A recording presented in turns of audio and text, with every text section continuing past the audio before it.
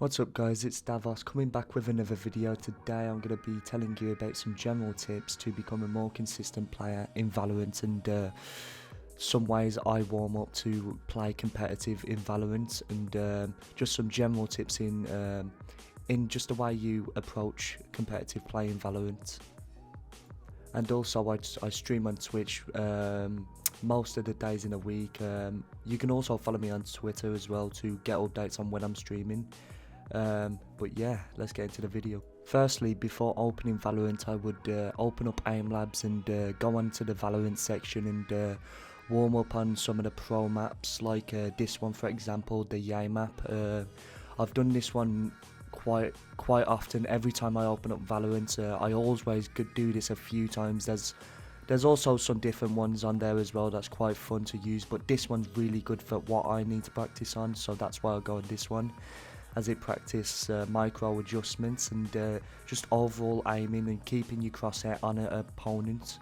It's really good for that, and you can obviously see your improvement while keep going on Aimlabs every day. But this is something I recommend to everyone. You want to go on Aimlabs every day or as often as you can, because some people's schedules are a bit different, but this is something I do every day and you can actually see improvements on it, so I would highly suggest going on Aimlabs. Next up we have mentality going into a competitive game. Obviously this changes on obviously what's happened before, and it is hard to grasp, well, for me personally, because you know, if you don't have the right mindset going into a Valorant game, it can be the difference maker on whether you're going to win, and just how you treat your teammates in competitive. As if you get tilted easy, it's just really hard to win a game when you're putting your teammates under so much pressure, and obviously, you know, you want to be encouraging them as much as you can, but I understand where it can be difficult if no one's hitting their shots, and that's why I always say go in there with a good mentality, because you're getting the best chance of winning the game. Even though it's not all dependent on mentality, it certainly helps. Next up we have knowing when to leave the game and when's the best time to leave the game.